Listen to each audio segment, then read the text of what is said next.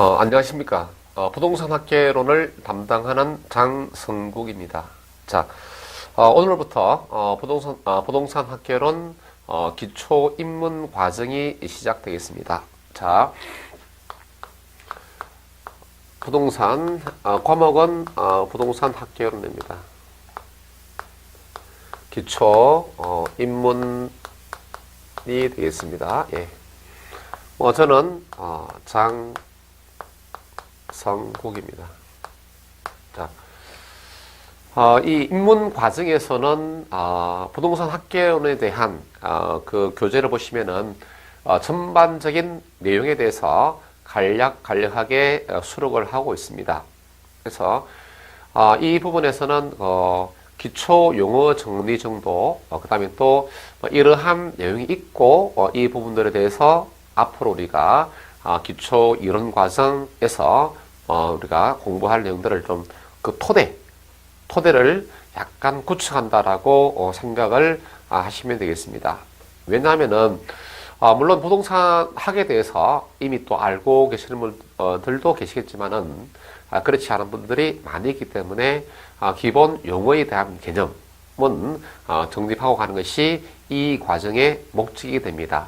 그래서 내용은 그 교재 전체 내용을 간략하게 담고 있다 보니까 양이 많은데 대신에 강의의 내용을 갖다가 압축 요약해서 이 과정이 마무리되고 난 후에 이제 기본 이론 과정으로 넘어가도록 하겠습니다. 자, 그래서 이 과정에 대한 이해는 간단하게 그렇게 말씀드렸고, 자, 우리 교재를 보시면은 교재에서 그러니까 페이지 수가 4페이지가 되겠네요. 자, 거기 보시니까 큰 제목 제1편 부동산 학 총론 있습니다. 1편에서는 전체 장의 수가 2개의 차트로서 구성되어 있습니다. 1장이 보니까 부동산 학 총론이고 2장이 부동산의 특성이 되겠습니다. 자, 그래서 교재 6페이지를 보시면은 제1장 부동산 학의 총론 되겠습니다. 자, 이 1장에서는 부동산 학이 이제 뭐냐, 요것에 대한 이야기죠. 학문으로서 부동산 학에 대한 총론, 전체적인 개념에 대해서 말하고 있는 것들입니다. 자, 그래서 그 첫 번째 부동산 학의 정의를 보시면은 동그라미 1번에 김영진 교수는 부동산 학을 부동산 활동의 능률화 및 그 응용 기술을 계층하는 종합 응용 과학이다라고 정의를 내리고 있습니다. 이 정의는 가장 대표적인 정의라서 여러분들이 한 번만 딱 읽어보시고 부동산학은 한마디로 종합 응용 과학이다라고 이렇게 이야기합니다. 자, 여기서 우리가 이제 그 부동산 학에 대한 개념을 설정하는데 앞으로 여러분들이 배워야 할 내용들 파트가 여러 개 있습니다. 근데 요 단어에서 우리가 앞으로 공부할 내용을 짐작을 할 수 있는 그러한 단어가 되겠습니다. 자, 여기에 부동산이 있습니다. 여러분들 잘 알다시피 토지가 대표적이죠. 자, 그 다음에 토지 위에 건물이 이렇게 서가 있습니다. 우리가 흔히 말해서 부동산에 대한 개념에 대해서는 학문적으로 조금 있다가 말씀드리고 상식적인 범주에서 일반인들이 알고 있는 부동산 하면은 토지다, 건물이다 이런 식으로 알고 계십니다. 자, 일단 그것을 중심으로 말씀을 드리겠습니다. 자, 이러한 부동산에 대해서 우리가 토지를 이용할 때, 여러분들이 여러분 자신이 소유한 토지를 가지고 있다 칩시다. 그러면 여러분이 소유한 토지에 대해서 여러분들 마음대로 이용할 수 있느냐? 아니죠. 그렇죠? 자, 대한민국의 전 국토에 대해서 정부에서 부동산 공법이라는 과목에서 배우겠지만은 다 용도가 지정되어 있습니다. 용도. 자, 이거는 주거용 토지다. 이거는 상업용 토지다. 이것은 공업용 토지다라고 해서 용도가 딱딱 정해져 있습니다. 그 이야기는 여러분이 아무리 자신의 토지를 소유했다 하더라도 여러분들 마음대로 토지를 이용할 수가 없다는 것이죠. 즉, 법적인 규제를 받고 있습니다. 또한 여러분들이 여러분 자신 토지 위에다가 건물을 하나 세우고 싶다라고 해서 여러분들 마음대로 하늘 끝까지 덮도록 건물을 높일 수가 없습니다. 국회법에서 나중에 2차 과목인 공법에서 배우게 되는데 용적률에 대한 제한을 받게 됩니다. 그래서 일정 높이까지만 건물을 올릴 수 있는 것이죠. 즉 어떤 이야기냐? 부동산이라고 하는 것은 그 이용할 때 많은 규제, 뭡니까? 그게 법적 규제를 받고 있다는 것입니다. 즉 그렇다면은 법적 규제를 받고 있다라고 해서 부동산학은 법에 대해서 알아야 되겠죠. 그래서 법학과 관계 있는 학문이다라고 이렇게 이야기합니다. 자, 그 다음에 내가 여기에다가 임대용 건물을 세웠습니다. 그래서 임대 수입이 얼마가 될지를 갖다가 또 알아봐야 되겠죠. 그렇죠. 임대용 건물이라고 한다면은, 자, 그렇다면 이 건물을 어떻게 잘 이용할 것인가를 해야 됩니다. 과연 몇 층까지 올릴 것이며, 그 다음에 단위 면적당 임대료를 얼마나 받을 것인가, 또 비용이 얼마나 될 것인가, 이런 것을 또 검토해 봐야 됩니다. 이 여러분들이 소유한 그 부동산에 대해서 여러분 스스로가 어떻게 경영할 것인가를 갖다가 검토를 하는 것입니다. 따라서 이러한 부동산학이다라고 하는 것은 또 경영학과 관계를 가지고 있는 것이죠. 또 현실적으로 여러분들이 여기다가 상업용 부동산을 세웠다. 그러면은 그 상업용 부동산은 그 주변에 여러분들 자신의 것 하나밖에 없느냐? 그건 아니죠. 주변에 많은 건물들이 있다. 즉, 내와 똑같은 용도의 건물들이 시장에 많이 공급이 되어 있다는 것이죠. 또 그 다음에 내 건물에 대해서 임차인들이 얼마나 많이 올 것이냐, 즉 임대가 얼마나 잘 될 것이냐, 즉 그 부동산에 대한 수요가 어느 정도 되느냐를 갖다가 또 분석해 봐야 됩니다. 즉 시장에 대해서 분석을 하는 것이죠.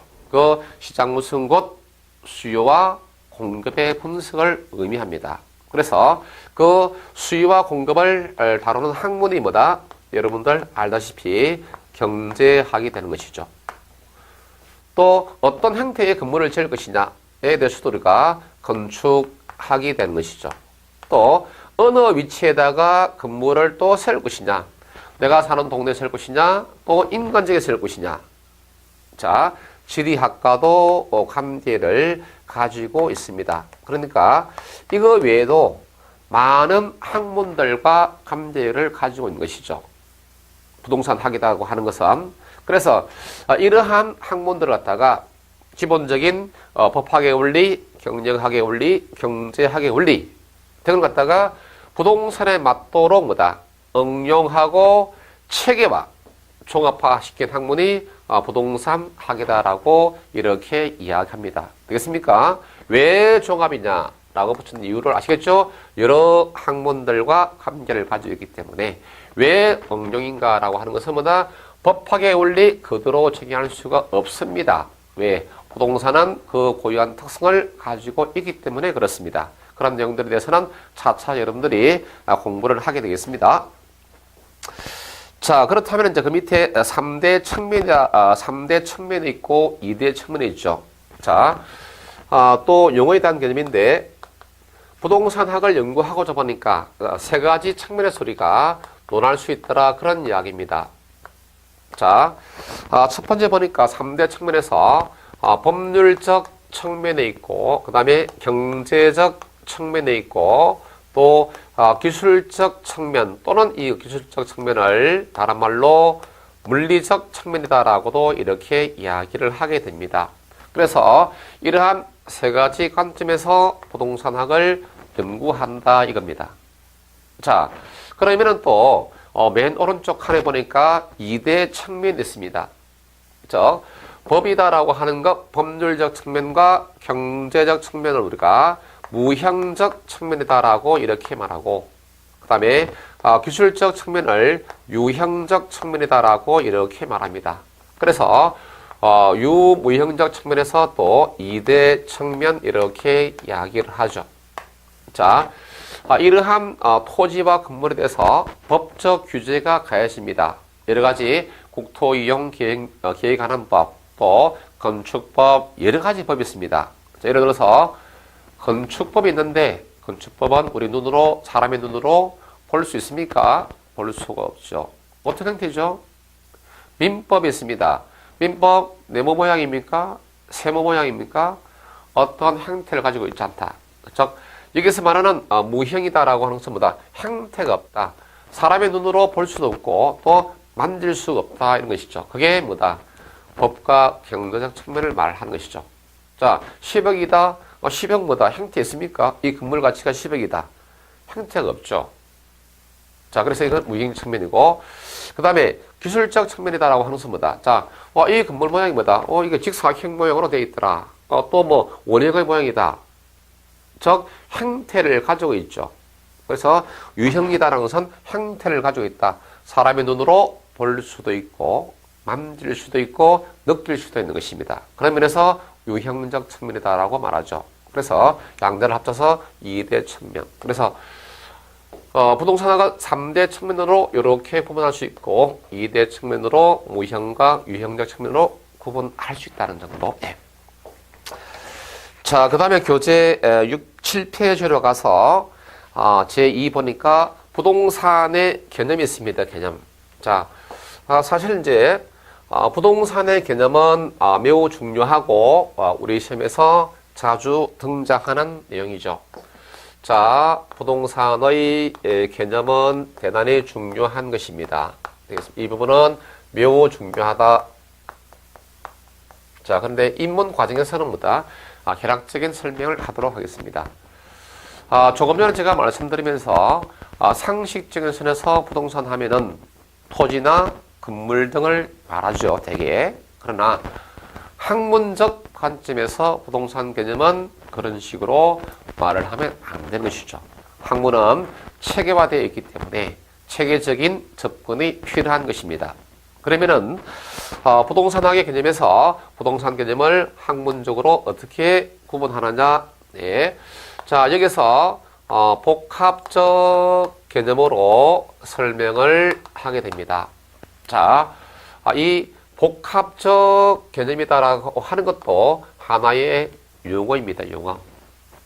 자, 그러면은 이 복합적 개념이다라고 하는 것은 어떤 개념을 가지고 있느냐? 자, 법률적 개념, 그 다음에 또 경제적 개념, 그 다음에 기술적 또는 물리적 개념으로서 이렇게 구분을 하고 있습니다.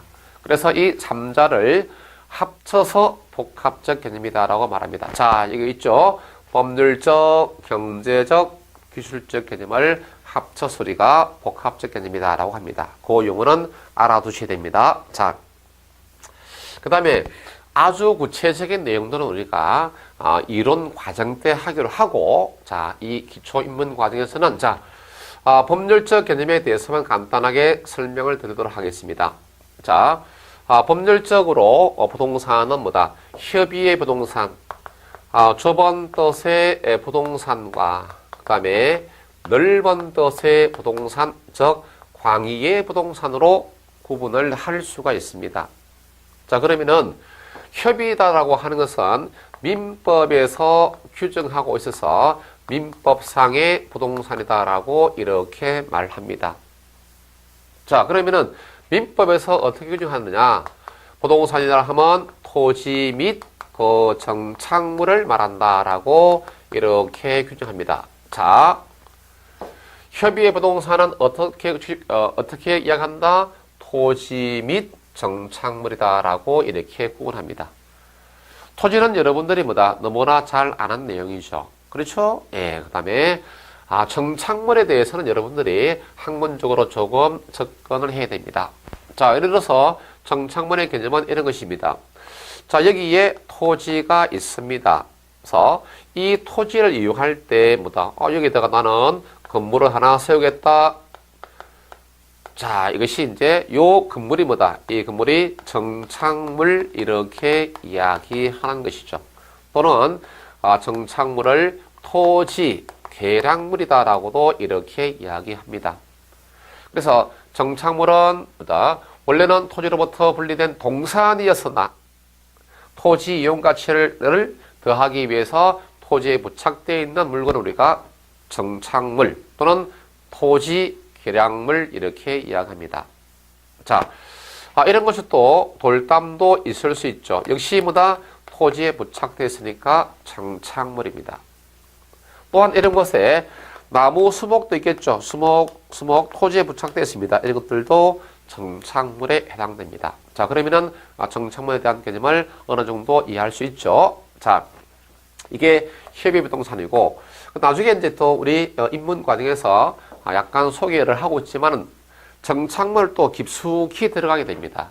아시겠죠? 자, 그런 부분에서도 또 여러분이 공부를 파고 좀 들어야 됩니다. 일단은 정착물에 대한 개념은 뭐다? 토지 이용 가치를 더하기 위해서 토지에 부착되어 있는 물건을 우리가 정착물이다라고 이렇게 말합니다. 자, 또 이러한 정착물 중에서도 토지로부터 구분되는 정착물, 또 토지의 구성 부분, 즉 토지에 종속된 정착물로 구분하게 됩니다. 그런 이야기들을 또 우리 교재에서 설명을 하고 있는데 기초인문 과정에서는 이러한 관점에서 그냥 용어에 대한 개념만 이렇게 정립이 되도록 하겠습니다. 자, 그 다음에 또 7페이지 교재를 보시면 뭐다? 자, 토지에 대한 소유권이죠. 자, 과연 이 토지에 대한 소유권, 이 토지에 대한 소유권이 어느 범위까지 미치게 되느냐 그런 이야기가 되겠습니다. 자, 거기서 하는 이야기가 이거죠. 자, 여러분들이 토지를 내가 소유하고 있다라고 해서 자, 하늘 끝까지 그 토지 소유권이 미치는 것인가? 그것은 아니겠죠.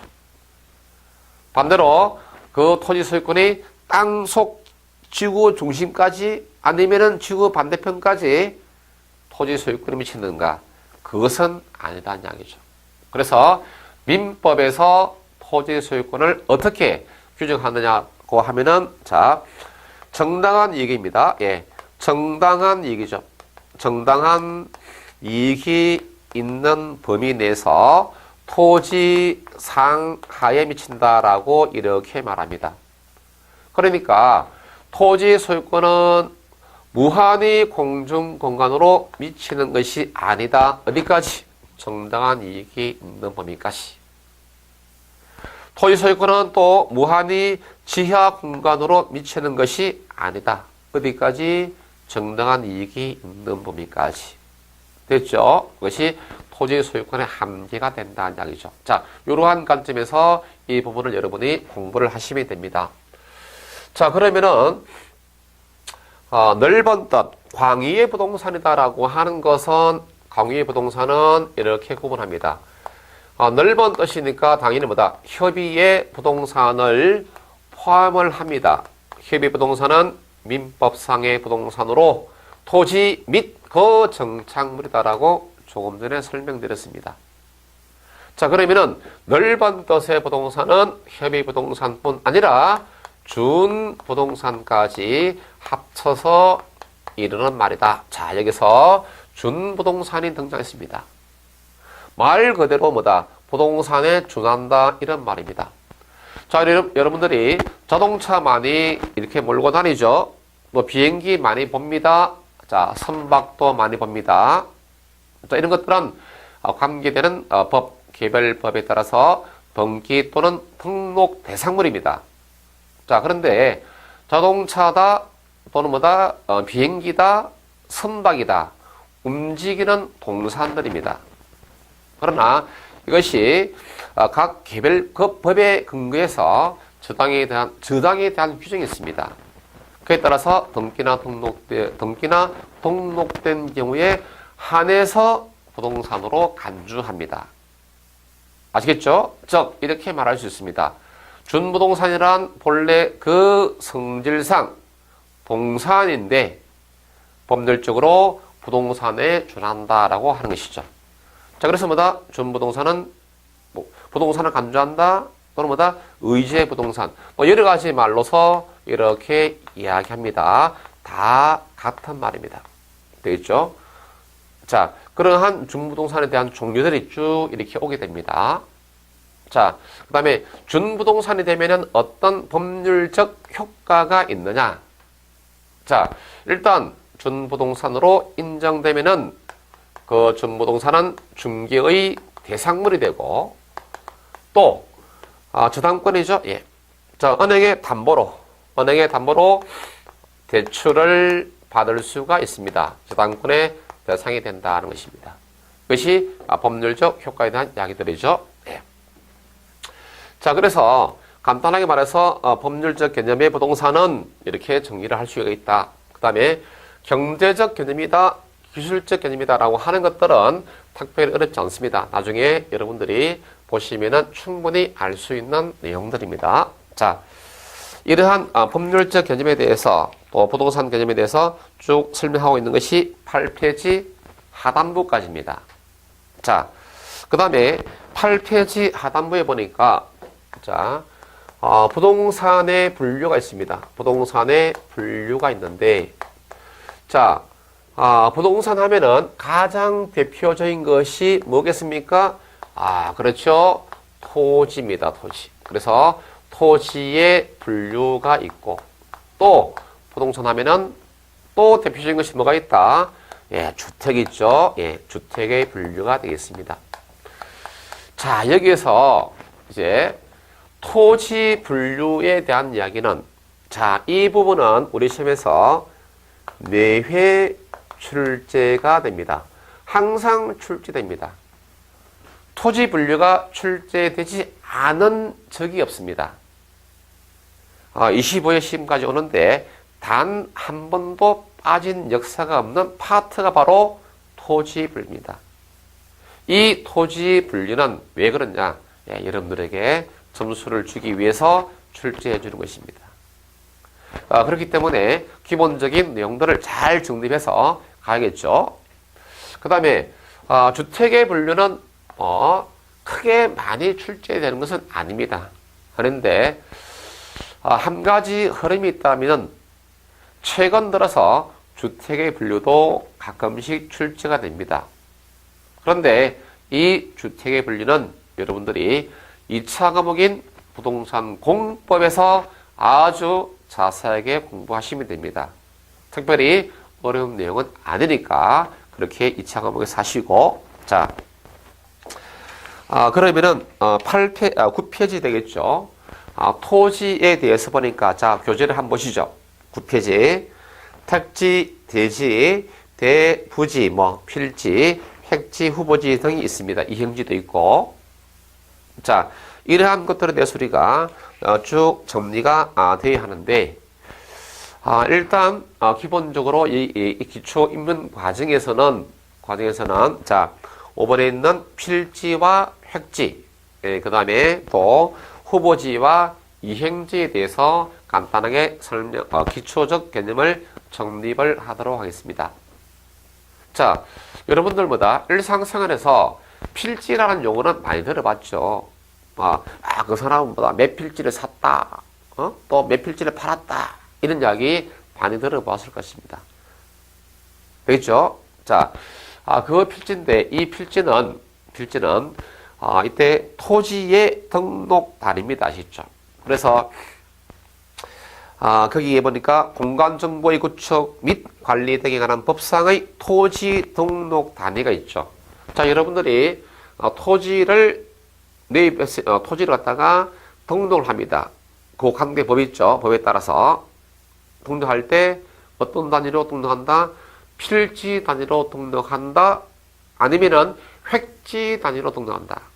그렇죠. 필지 단위로 등록합니다. 그래서 필지라고 하는 개념은 토지의 등록 단위의 개념이고 또 내가 100번지를 가지고 있다, 소유하고 있다. 그러면 그 필지는 토지 소유자의 소유권의 한계를 나타내는 것입니다. 되겠습니까? 자, 예를 들어서 이런 이야기죠. 자, 이때 이러한 사거리가 있다라고 하는 것입니다. 이때 보니까 예를 들어서 1번지, 2번지, 3번지. 자, 필지가 3개의 필지가 있다 이 말입니다. 그래서 1번지에 대한 소유권은 뭐다? 여기까지 미치게 되는 것이고 2번지에 대한 소유권은 여기까지 미치겠죠. 예, 그래서 소유권이 미치는 범위와 한계를 나타내는 개념이 필지 개념이다. 그래서 두 가지죠. 필지는 토지 등록 단위. 두 번째, 토지 소유권에 미치는 범위와 한계를 나타내는 것이다. 오케이? 자, 그 다음에 획지가 되겠습니다. 획지. 자, 중간에 획지 니은 한번 볼까요? 딱 중간에 한복판에 교재. 동그라미 5번에 니은. 획지 부동산 활동상의 개념으로서 토지의 이용사항이, 자, 언제라 할까요? 이용사항이 비슷해서 가격 수준이, 뭐가 비슷하죠? 뭐가? 자, 가격 수준. 거기에다가 박스입니다. 요게 키워드입니다. 가격 수준이 비슷한 일단의 토지를 획지다라고 이렇게 말한다. 자, 이렇게 한번 보겠습니다. 여기에 1번지, 2번지, 3번지 필지가 있는데 3개 필지죠. 그런데 1번지, 2번지, 3번지 토지 이용이 비슷해서 가격 수준이 거의 같다는 이야기입니다. 그래서 가격의 수준이 동일 또는 유사하다 이겁니다. 이러한 개념으로서 비록 필지는 3개의 필지이지만 거의 한 개의 획지로서 이용된다라고 이렇게 표현을 하는 겁니다. 그래서 획지 개념과 필지 개념은 다른 것이죠. 획지는 토지 이용사항이 유사해서 가격 수준이 동일 유사한 일단의 토지를 획지 이렇게 말한다. 됐습니까? 필지는 토지 소유권 및 그 범위와 한계를 나타내는 단어이고 획지는 토지 이용상 가격 수준이 유사한 일단의 토지를 말한다. 그렇게 정리하시면 됩니다. 예.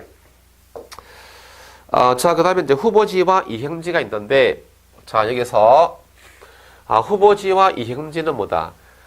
최근에 들어서 자주 오는 편입니다.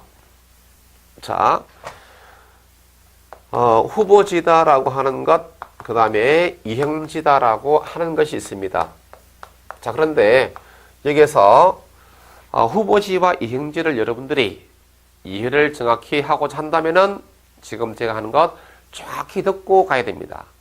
자, 감정평가상 토지는 크게 세 개로서 구분하고 있습니다. 교재에 나타나 있죠. 택지지역, 농지지역, 임지지역. 자, 어떻게? 택지, 농지, 임지 세 가지로서 크게 구분합니다. 자, 그러면은 여기다가 제가 간단하게 그림을 그려보겠습니다. 감정평가상 토지는 택지지역이다, 농지지역이다, 그 다음에 임지지역이다 라고 이렇게 크게 세 가지를 구분한다. 자, 그런데 또 택지는 뭐다? 그 택지 속에 주택지, 상업지, 공업지로 구분합니다.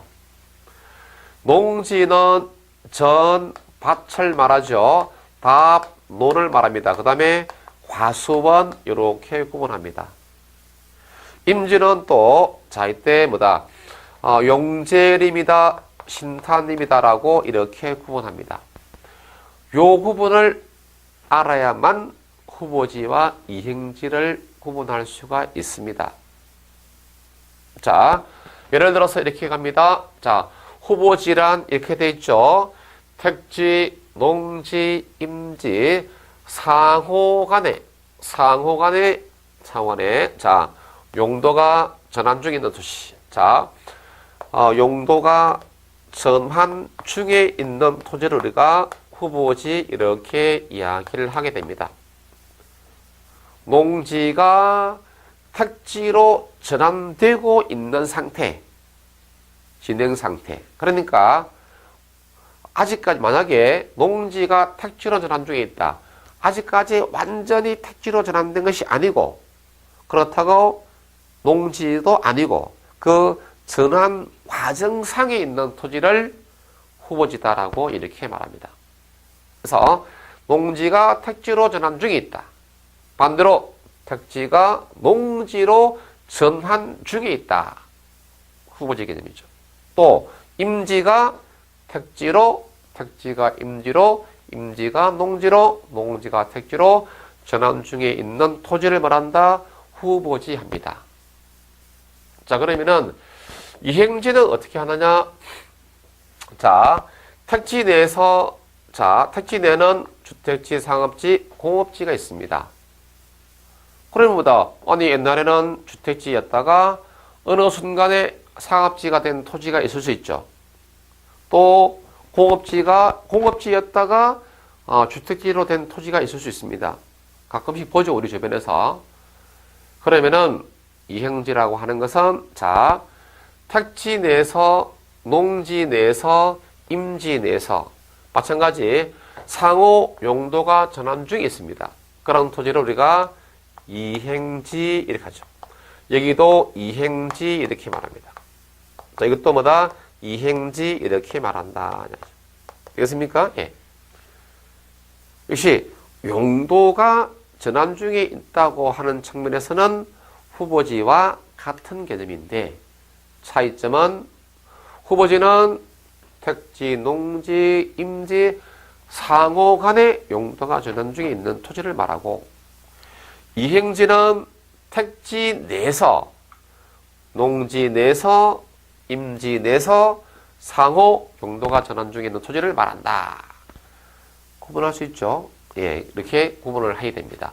그러니까 구분하고자 한다면은 반드시 뭐다? 반드시 감정평가상의 토지에 대한 구분을 정확히 해줘야 됩니다.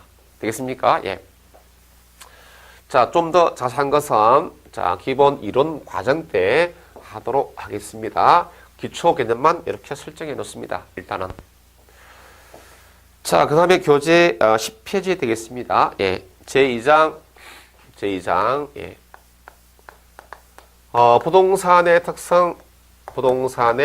특성이 되겠습니다.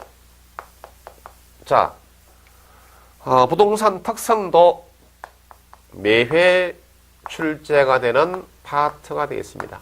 그래서 역시 그다지 어렵지 않게 출제합니다. 역시 약간만 준비하시면은 충분히 득점할 수 있는 수준으로 출제가 되니까 잘 정리해 놓기를 바랍니다. 자, 부동산의 특성은 크게 봐서 토지의 자연적 특성이다. 자, 그 다음에 또 토지의 인문적 특성이다 라고 이렇게 구분할 수 있다. 자, 여기서 뭐죠? 이런 단어 자연적 특성, 인문적 특성 이렇게 구분을 해야겠죠, 용어상. 그렇죠? 예, 일단은 그렇다면은 자연적 특성이다라고 하는 것은 뭐다? 대표적으로 이렇습니다. 부동성이 있고 부동성. 그다음에 영속성, 그다음에 부정성, 개별성 이렇게 있습니다. 나머지 여러 개 있는데 가장 대표적인 것 네 가지 꼭 확인합시다. 이거 강의는 뭐죠? 제가 하라는 대로 하면은 다 합격합니다. 올해 25시면서도 제가 찍었던 문제 거의 다 출제됐습니다. 물론 40문제 모두 온 것은 아니지만은 그래도 거의 대략적으로 보자면은 특강 때 했던応用이라든지 또 특강 문제라든지 거기서 거의 35문제 정도는 출제가 되었습니다. 아시겠죠? 그래서 공부하실 때 제가 하라고 하는 것만 해도 됩니다. 쓸데없이 다른 것 절대 하지 않기 바랍니다. 되겠습니까? 자, 내년도 26회 때도 그렇게 될 것이냐? 그렇게 됩니다. 왜? 현재까지 경험적으로 25회까지 오는데 대한민국에서 부동산 학개론 장성국만큼 적중도 높은 사람 아무도 없습니다. 제가 최근에 들어서 이야기하지만은, 대한민국에서 중개사 강의하는 분들 중에, 즉, 부동산 학개론 강의하는 분들 중에 내 특강 문제를 안 가지고 있는 사람 아무도 없습니다. 그거 어떻게 하느냐? 들어서 합니다. 아시겠죠? 나란 제가 아시는 분 중에 한 분인데, 중개사법을 강의하는 분이, 그분이 이제 그렇게 말씀하십니다. 자, 장성국 선생 문제는 개론 가르치는 모든 선생님들이 다 가지고 있다는 거예요. 문제가 워낙 좋아서. 근데 심지어 그분 한 이야기 그거예요. 심지어 중개사법 가르치는 나도 장성 문제 가지고 있다는 거예요. 그거는 제가 한 말 아니고 다른 분이 하는 이야기입니다. 그래서 강의를 들으시면서 그냥 제가 하라는 것만 쫙쫙 해 나가면은 부동산 학개론 내년도에는 85점 이상은 충분히 나오게 됩니다. 아시겠죠? 편하게 시험을 칠 수가 있습니다. 다른 사람 강의 들어봐야 그거 다 합방입니다. 아시죠? 그래서 물론 다른 사람 강의 들으면 합격 못하느냐? 하죠. 하는데 실전에서의 친밀감은 떨어집니다. 아시죠? 그래서 제가 하라는 대로만 정리를 하시면은 충분히 합니다. 왜? 제가 EBS 강의를 2005년부터 2011년까지 했습니다. 약 6년, 7년 정도 됐죠. 웬만해서는 EBS 강의를 했다가 특히 부동산 학개론을 그렇게 오래 강의할 수 없습니다. 왜? 다른 과목들보다 어렵기 때문에 또 정확해야 됩니다. 강의가. 그걸 7년 동안 했다는 것은 그만큼 시장에서 인정을 받기 때문에 그렇다라고 여러분이 판단해야 됩니다. 그래서 자연적 특성은 4가지만 하라는 이야기입니다. 쓸데없이 자질구레한 거. 이거 하는 사람, 이런 사람 안 돼. 안 되니까 기본적으로 4가지만 한다. 자, 그 다음에 인문적 특성에서는 용도의 다양성. 자, 그 다음에 토지의 병합, 분할의 가능성. 그 다음에 위치의 가변성. 이런 것들이 있습니다. 예, 그 외에도 아주 많습니다. 그런데 이러한보다 인문적 특성에서는 아주 많은데, 자, 용도의 다양성까지만 해도 충분합니다. 그래서 여러분들이 토지의 특성에서는 공부할 파트가 자연적 특성으로서 4가지, 인문적 특성으로서 용도의 다양성까지만 이렇게 정리하시면 됩니다. 나머지는 여러분들이 한 번씩만 읽어보더라도 충분히 알 수 있는 부분들이죠. 자, 일단 크게 거시적 관점에서 이렇게 한번 또 구분해 놓습니다. 자연적 특성, 인문적 특성 구분해야 됩니다. 예, 하시고. 자, 그러면은 교재 10페이지 하단부에 먼저 자연적 특성으로서 부동성이 있습니다. 부동성. 자, 부동성이 있다 이겁니다. 이거 보니까 물론 한자를 아시면 좀 편하죠. 자, 동자가 움직일 동자입니다. 그런데 아닐 부자입니다. 움직일 수 없는 성질이다. 토지는 이동할 수가 없다. 위치가 고정되어 있다. 이런 말입니다. 그게 뭐다? 부동성 돼 있죠. 자, 제목에 갈로 써 있는 것들도 알고 계시면 좋은데 실제 시험에서는 대개 부동성이라고 하는 단어로 출제가 됩니다. 자, 부동성 다시 한 번 더 움직일 수 없는 성질을 말한다. 토지 위치가 고정되어 있다는 이야기입니다. 그래서 토지의 물리적 위치가 불변이다. 이것이 부동성이다. 라는 이야기죠. 부동성. 자, 제가 대한민국 지도를 한번 개략적으로 그려보겠습니다. 예, 됐다. 이때 제주도다, 독도다, 이야기입니다. 자, 여기가 서울시 한복판이다, 종로나 강남이다 라고 하죠. 나는 이 시골에 토지를 하나 가지고 있습니다. 시골에 있는 토지 단위 면적당 10,000원이다 라고 합시다. 예, 돈도 안 되죠. 근데 서울의 한복판에서의 토지가 단위 면적당 이때 보니까 그냥 예를 들었습니다. 천만 원이다 라고 하십니다. 1000배죠, 1000배.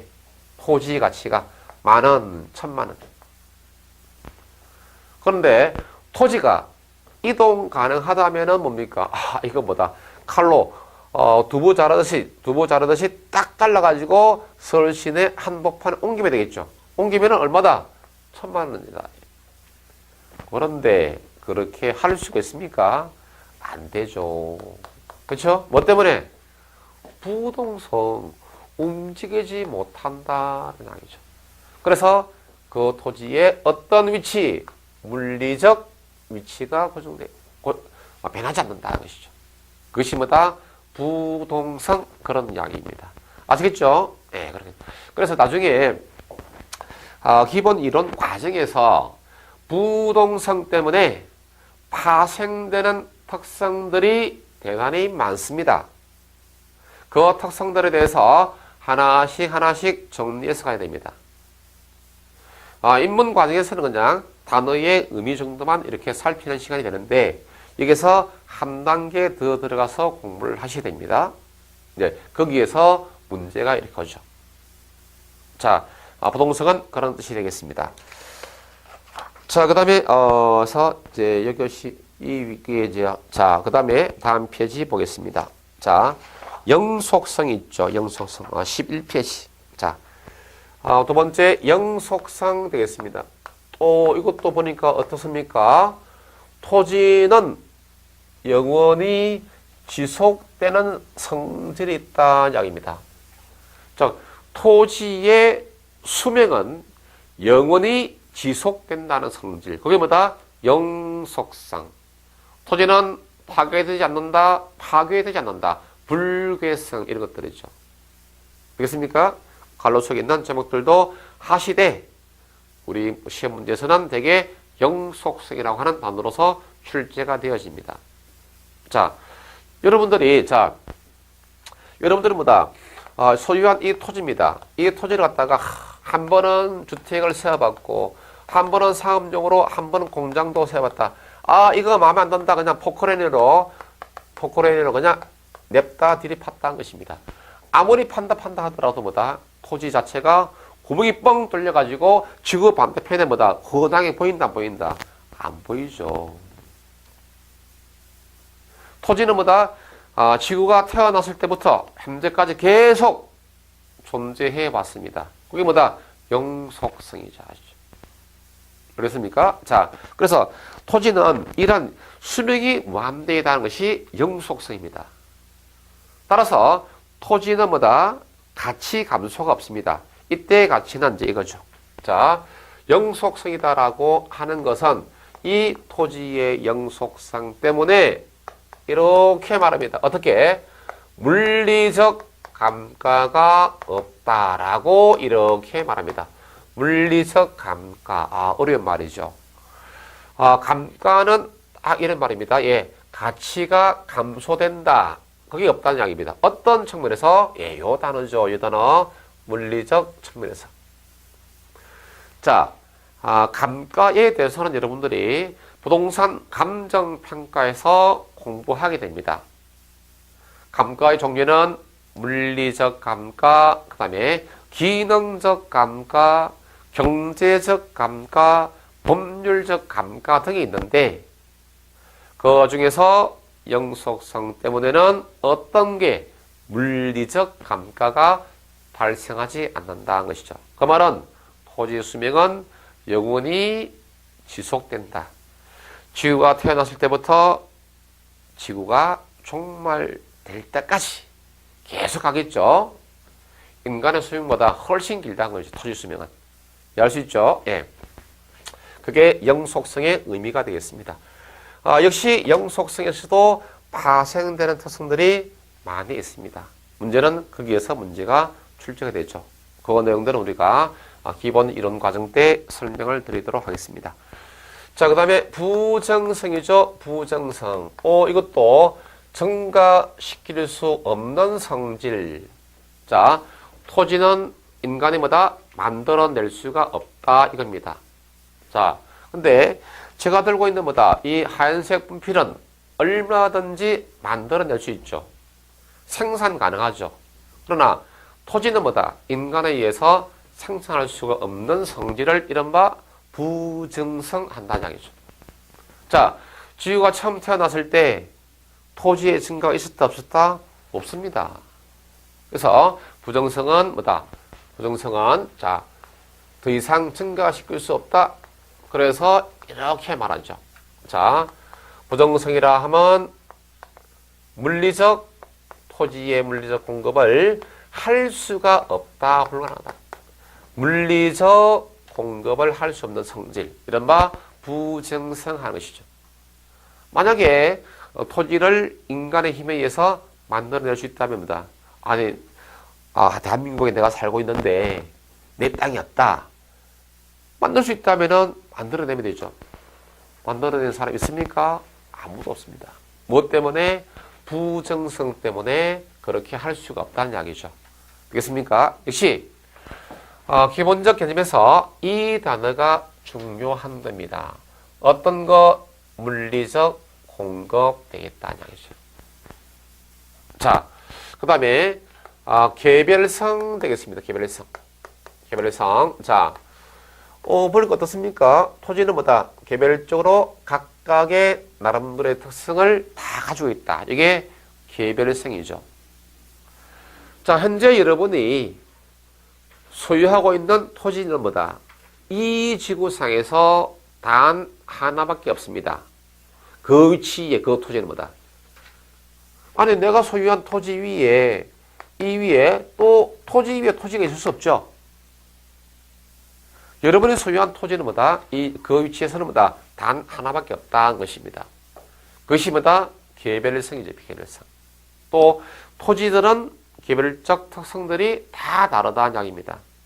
그래서 개별성 하는 것이죠. 또는 이질성 이렇게도 이야기합니다. 자, 그러면 뭐다? 여러분들이 현재 위치에서 소유한 토지가 지구상에 단 몇 개?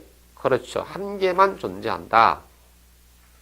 지구상에 단 한 개만 존재하기 때문에 다른 것으로 바꿀 수, 대체할 수 있다 없다? 없다는 겁니다. 그게 뭐다? 개별성이다. 그래서 자, 개별성 때문에 토지는 물리적으로 대체, 다른 것으로 바꾸기가 힘들다는 거죠. 물리적 대체가 곤란하다.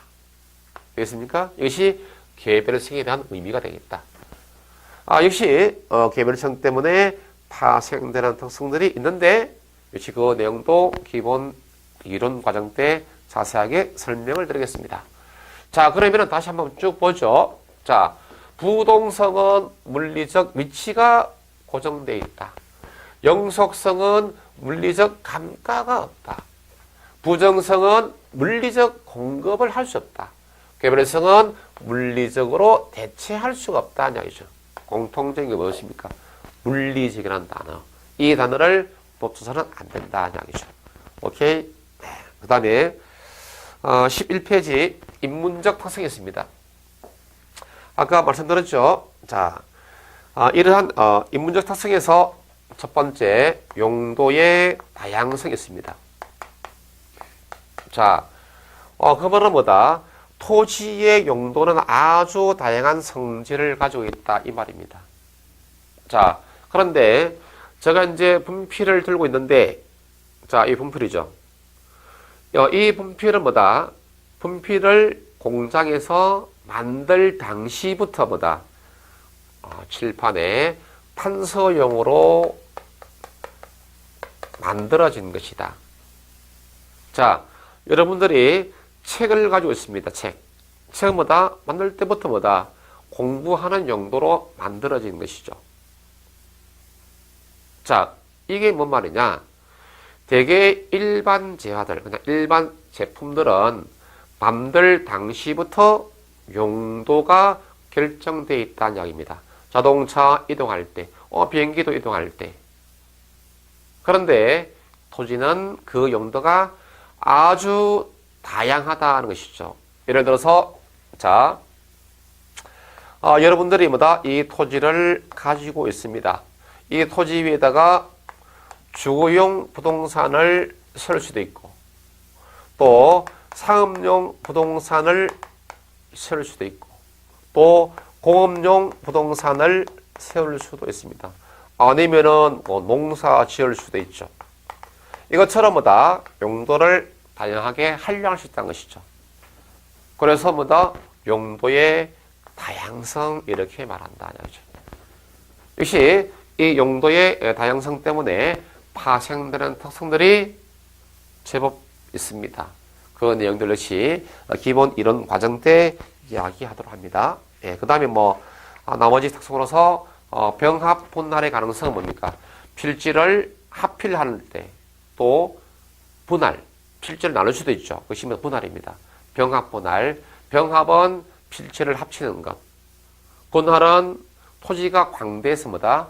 필지를 나누는 것, 그것이 분할. 자, 그 다음에 12페이지 가서 위치성이 있죠. 위치성. 자, 여기서는 그 위치성은 뭐 간단하게 말해서 이렇게 말했는데 위치의 가변성이다 이런 말입니다. 위치가 변할 수 있는 성질을 우리가 위치의 가변성. 아니 도대체 이게 뭐냐?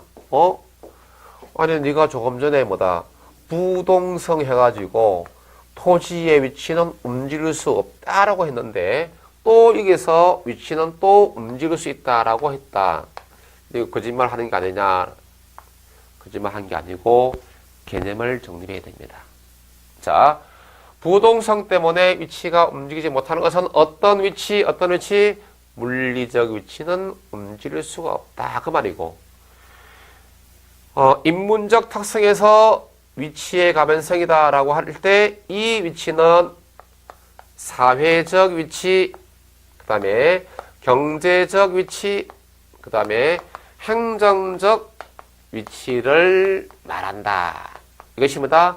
가변적이다.